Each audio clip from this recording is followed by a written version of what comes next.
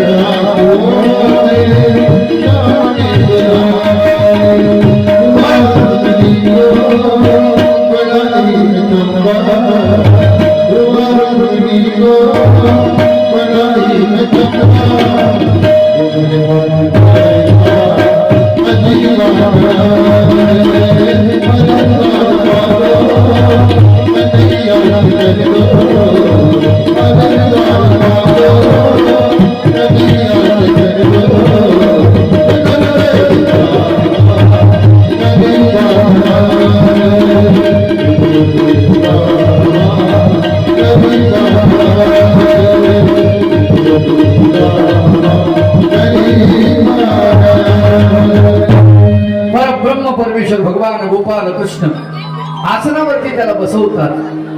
परात आणल्या जाते सुवर्णाची. त्या सुवर्णाच्या परातीमध्ये भगवंत समोर बसलेले असतात आणि प्रत्यक्षात सुदामाचे चरण भगवंत धुवून काढतात.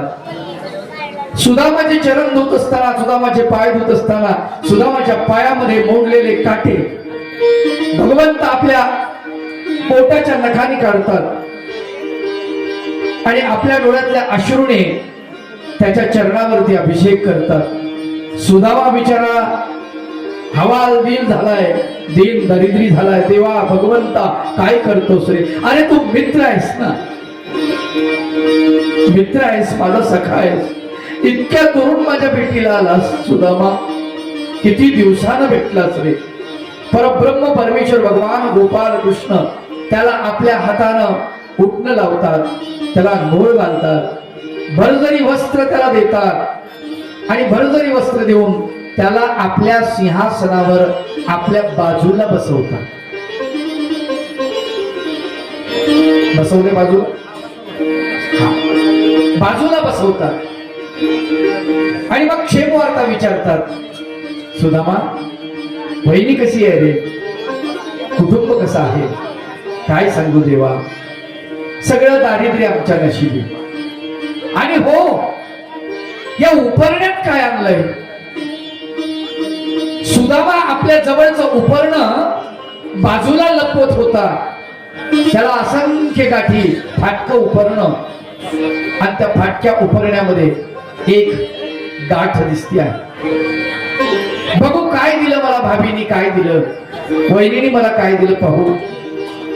भगवंत त्या उपरण्याच्या गाठी सोडायला लागतात. देवा भगवंता, अरे कशाच्या गाठी सोडतोस? ह्या दारिद्र्याच्या आमच्या गाठी, अष्टविष्ट दारिद्र्य आमच्या नशिबी, कुठल्या कुठल्या गाठी तू सोडणार आहेस? भगवंत म्हणतात, सुदामा अरे मी अविद्येची गाठ सोडतो, त्या बाकीच्या गाठीची काय विशेषता आहे? बाकीच्या गाठी तर कधीच मोकळ्या करीन मी. आणि मग ती विशेष असणारी गाठ, भगवंतानं ती गाठीला हात घातला, ती गाठ सोडली. त्या गाठीमध्ये काय निघालं होतं तर पोहे, कच्चे पोहे, भाजलेले नाही. अंगाच्या घामाचा वास त्याला लागलेला आहे, उपरण्याला. तो उपरण्याचा वास त्या पोह्याला लागलेला आहे.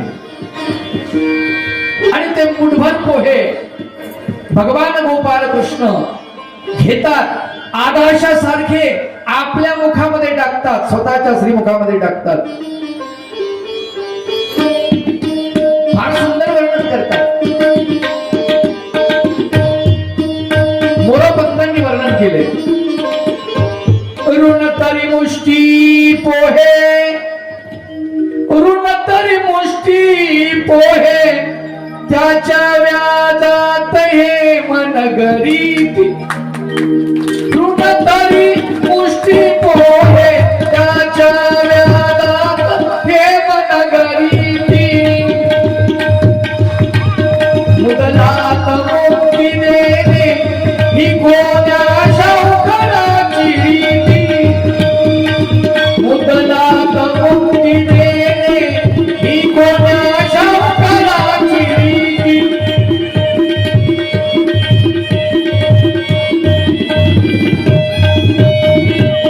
ऋण तरी मुष्टी पोहे. ऋण काय, कर्ज काय? मुठभर पोह्याचं कर्ज. ऋण तरी मुष्टी पोहे, त्याच्या व्याजात हे मनगरी येते. त्याच्या व्याजामध्ये सुवर्णाची नगरी भगवंत देऊन टाकतात. मुदलात मुक्ती देणे, आणि मुद्दलामध्ये मुक्ती देतात भगवंत. ही कोण्या शावकाराची रीती. असा कोणता शावकार आहे मुद्दलामध्ये मुक्ती देतोय आणि त्याच्या व्याजामध्ये सोन्याची नगरी देतोय? सुदाम मात्र संकोचून बसलेला आहे. एक मूठ खाल्ली भगवंतानी, त्याचं दारिद्र्य नष्ट केलं. दुसरी मूठ खाल्ली भगवंतानी, त्याला प्रेमाचा उपाय, कैवल्याचं सुख देणार, मोक्ष. तिसरी मूठ भगवंत खाणार.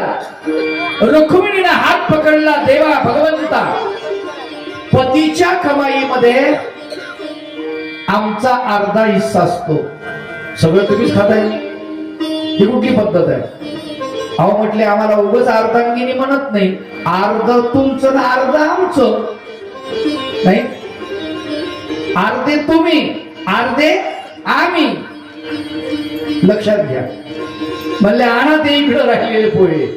आणि रुक्मिणीने ते पोहे स्वतः घेतले आणि बाकीच्या सगळ्यांना वाटून दिलेले प्रसाद म्हणून, कारण भगवंताच्या हातामधले आहे. काय झालं असतं? तिसरी मूठ सुद्धा सुदाम्याला खाल्ली असती तर काय झालं असतं? तर या पृथ्वी तलावरचं सगळं राज्य, समग्र राज्य त्याला देऊन टाकलं असतं, सार्वभौम झाला असता.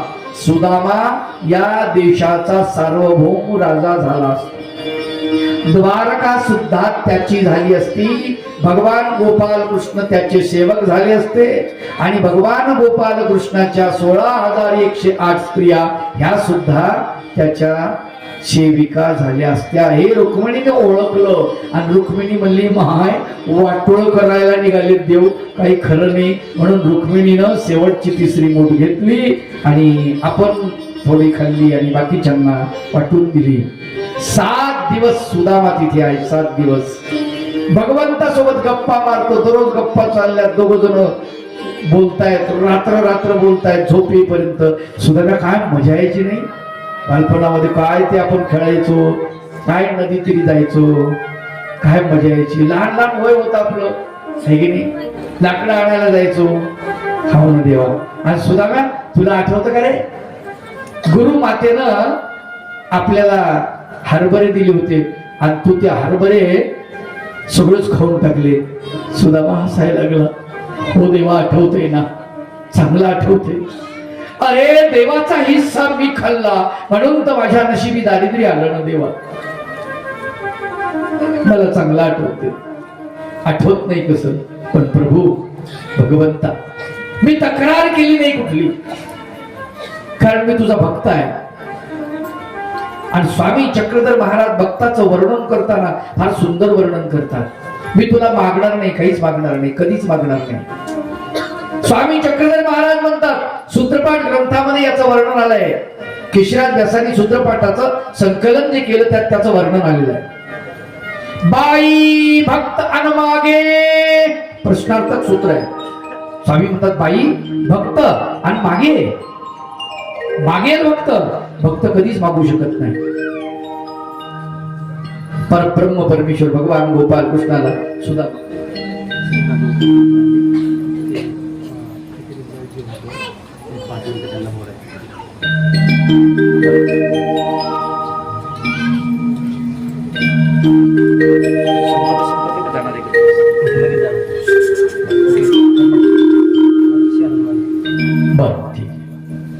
चांगली गोष्ट.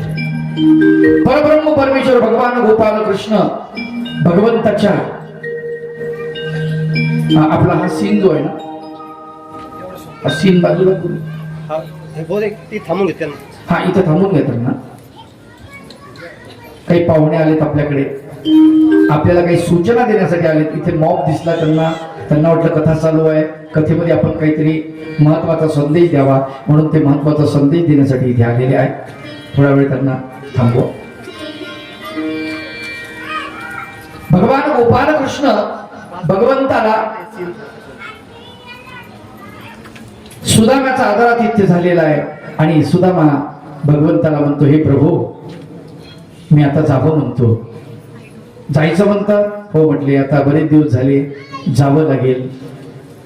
आणि म्हटले ठीक आहे. रुक्मिणी देवी म्हणते, सुदाम देवाला पाहुणचार तुम्ही काही म्हणजे खाल्लं ना त्यांनी पाहुणचार. म्हणजे काही मित्राला काही भेट नको नको नको नको सगळं का. आणि परत झालं गोष्ट, सुदाम्या तुझ्या अंगावरती जे अलंकार आहेत ना, भरजरी अलंकार काढून नाही. कारण रस्त्यामध्ये कोण लुटेल सांगता येत नाही. रस्ता काही बरोबर नाही, चोरानं तुला लुटलं तर काय करावं. आणि सुदाम म्हणतो ठीक आहे. आणि ते भरजरी कपडे सुद्धा काढून ठेव. ते भरजरी कपडे काढले आणि आपले जुने वस्त्र त्यांनी नेसलेले आहेत. सुदामाला वाटतं जाता जाता तरी भगवंत म्हणतील, हे थोडस घेऊन जा पोराबाळांना काही. परंतु भगवंत काहीच म्हणत नाही. बरं देवा भगवंता येतो. दोघांचं बोलणं चालू आहे. येतो भगवंता आणि सुदामा निघतो. बरं ठीक आहे. भगवंत सुदामाला वाटा लावेल. महाद्वारापर्यंत जातात. पाठीमागून रुक्मिणी देवी, सत्यभामा, जयजयवंती सर्व स्त्रिया जातात. भगवंत सुदाम देवाला वाटा लावत निघतात. आणि सुदामदेव दरवाजापर्यंत गेलेले आहेत. आणि तिथून सुदामदेव निघाले. विचार करतात की मला थोडंसं काही दिलं नाही भगवंतानं. मनानं द्यायला पाहिजे होतं मित्र म्हणून, पण नाही. ठीक आहे, त्याची किमया त्याला माहिती काय असेल. भगवंताचं नामचिंतन करत सुदामदेव निघालेले आहेत. श्रीकृष्ण गोविंद हरी मुरारी हे नाथ योगेश्वर वासी. श्रीकृष्ण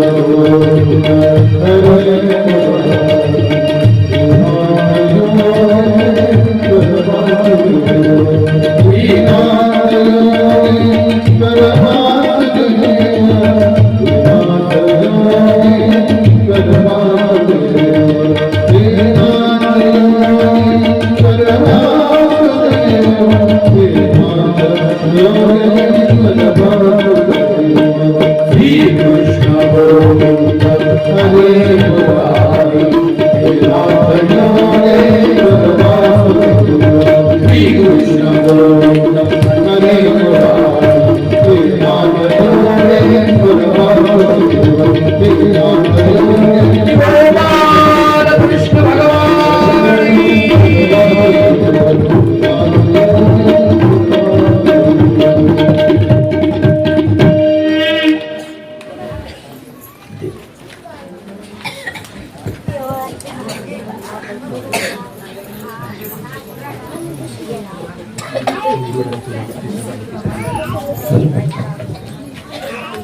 सर्वांना जय श्रीराम, रामकृष्ण हरी.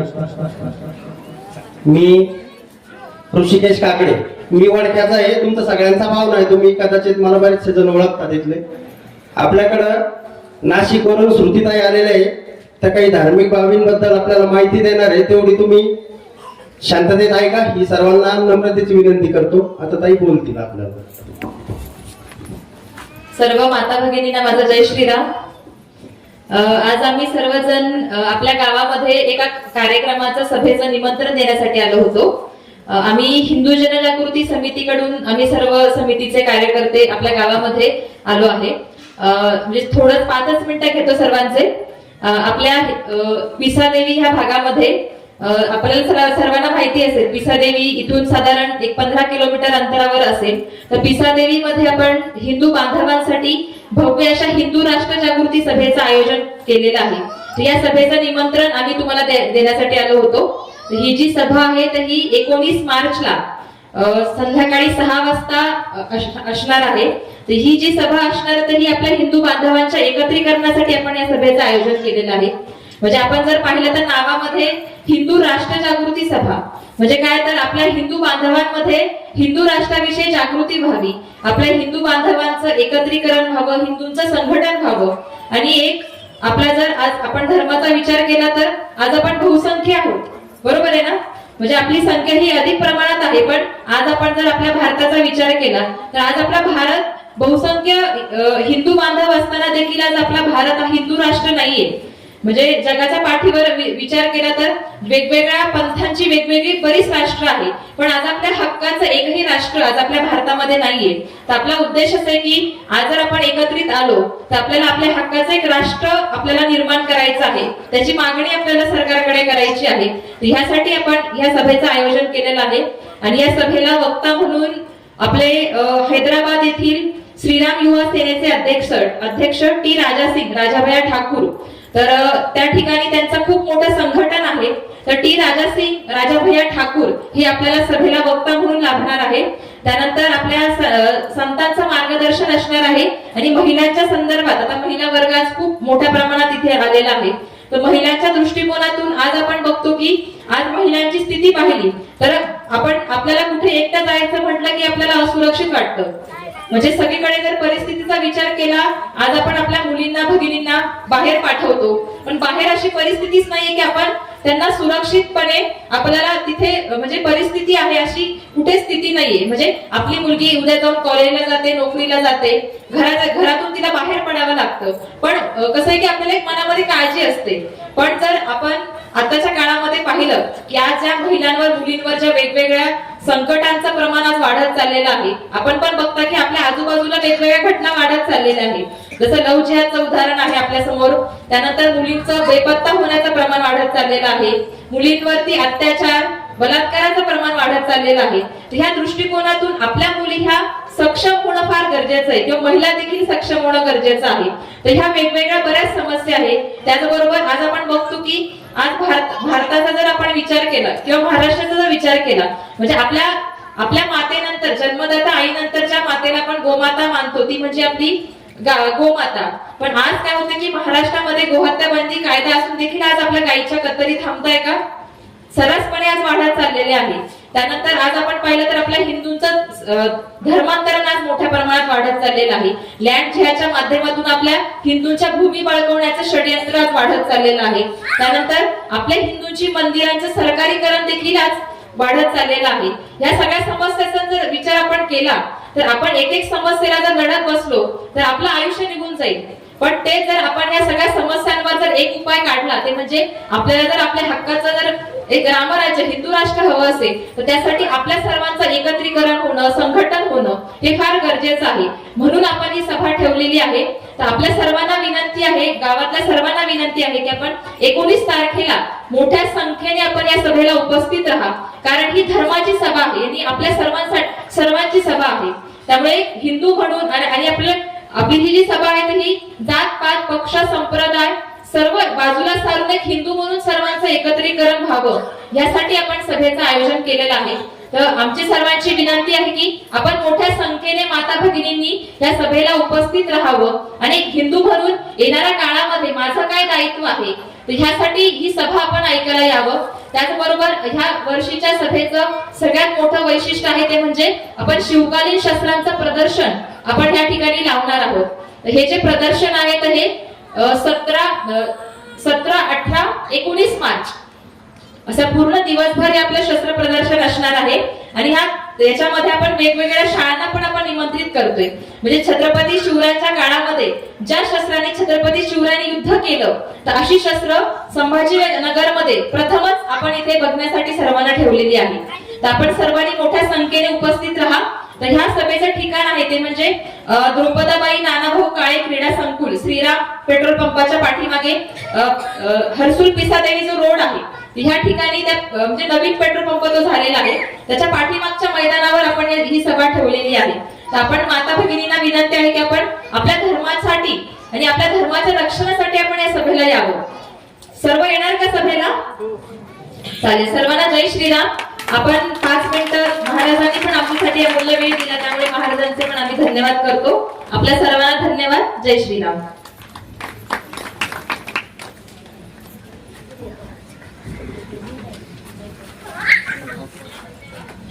महाराज तुम्ही पण प्रयत्न करा.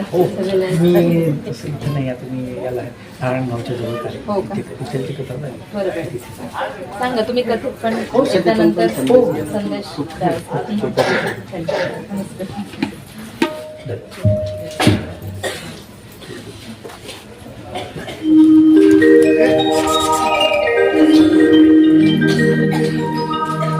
श्री गोपाल कृष्ण भगवान की जय.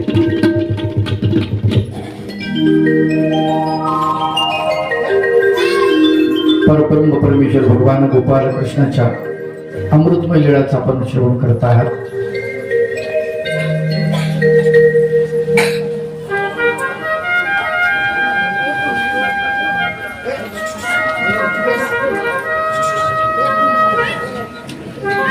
सुदामदेव भगवंताचा निरोप घेऊन कपिल नगरीला गेलेले आहेत आणि गेल्यानंतर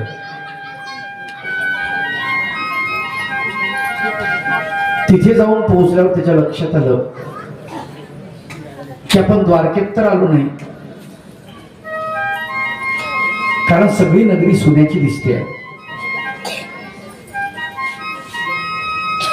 तो म्हटला हे कसं शक्य? आपण तर ज्या दिशेनं चाललो व्यवस्थित चाललोय, फिरून आपण द्वारकेत कसं काय येणार? नाही म्हणावं तर द्वारकाच दिसते आहे. सोन्याचे कळस, सोन्यांची घरं, सीमेवरती त्या नगरीचा राजा आलेला आहे.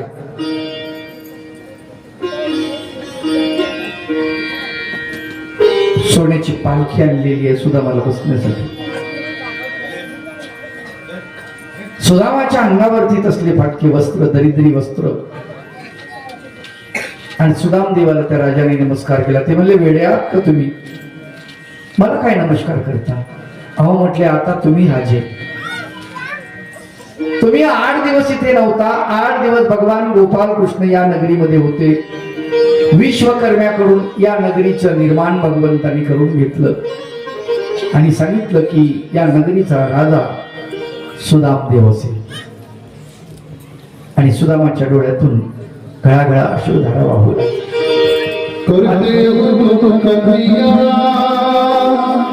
मेरा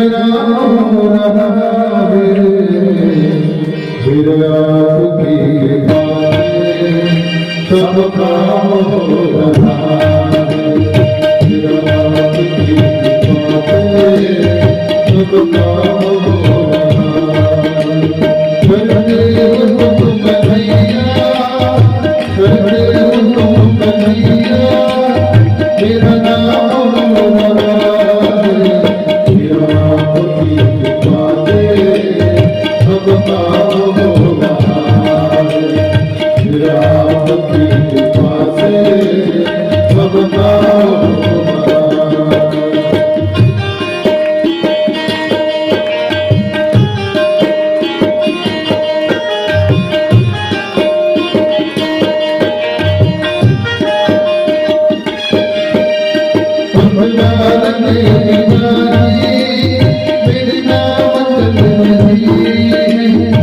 पतवार के बिना ही मेरी नाव चल रही है। ओ बिन मांगे नैया हर चीज मिल रही है।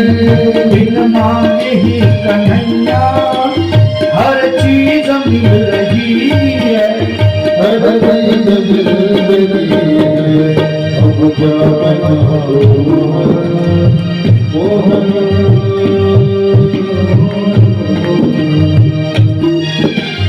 अब क्या बताऊं मोहन। आया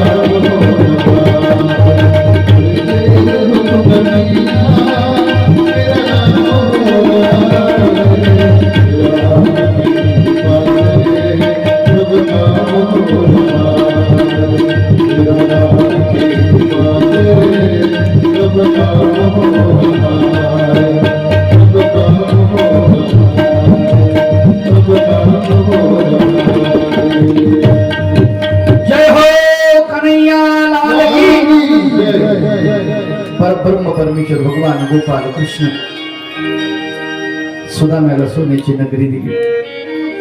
आपण या सारखे करीती तात्काळ नाही काळ वेळ तया लागी। भगवंताने आपल्यासारखं करू आपल्या बरोबरीचं करो। दोस्ती उसे करो जो आपको आपने समान कर देगा। पुढच्याला दरिद्री ठेवणारे जे माणसं असतात त्याला दोस्त म्हणत नाही, त्याला मित्र म्हणत नाही। अलीकडे नवीन कविता निघालेली आहे, वाट अडवायला उंबऱ्या सारिखा मित्र वनव्यामध्ये गारव्या सारिखा। तो उंबऱ्यासारखा असायला पाहिजे। उंबरा आपण घराच्या बाहेर लागल्यानंतर आपल्याला ठेस लागते, ठेस नाही उंबरा सांगत असतो बाहेर निघताना विचार कर पहिले तुला काय करायचंय। इथेच विचार कर, आतमध्ये घराच्या बाहेर पाऊल टाकल्यानंतर तुझा विचार संपला। मित्र असा आपण जर वाईट काम करत असो आपल्याला फटकारणारा मित्र पाहिजे। हे चुकीचं करतोस तू असं म्हणणारा पाहिजे। आपण चांगलं करत असू तर त्याला प्रोत्साहन देणारा पाहिजे। एक लक्षात घ्या, मित्र पारखून केला पाहिजे। आई आपल्या नशिबानं आपल्याला मिळते, मग ती कैकई सारखी असो, सुमित्रे सारखी असो, जिजाऊ सारखी असो की कोणासारखी असो, मंथरे सारखी असो, नाही लाज आई आपल्या नशिबानं आपल्याला भेटली। बापही आपल्या नशिबानं आपल्याला भेटला। आलं का लक्षात? पण गुरु आणि मित्र दोन गोष्टी आपल्यावर अवलंबून आहेत। कोणासोबत आपण मैत्री करायची त्याची चॉईस भगवंतानं आपल्याकडे दिलेली आहे। कुणाला मित्र बनवायचे म्हणून लक्षात ठेवा। मी नेहमी सांगत असतो, कृष्णाला मित्र बनवलं ना सगळे तुमचे संकट दूर होतील, आपोआप दूर होतील। दूर होतील म्हणजे प्रत्येक संकटात तो सोबत राहील। आणि कृष्ण आपल्या सोबत राहिला ना प्रत्येक संकटामध्ये संकट आपल्याला अगदी फुलासारखे वाटतील, संकट वाटणार नाही।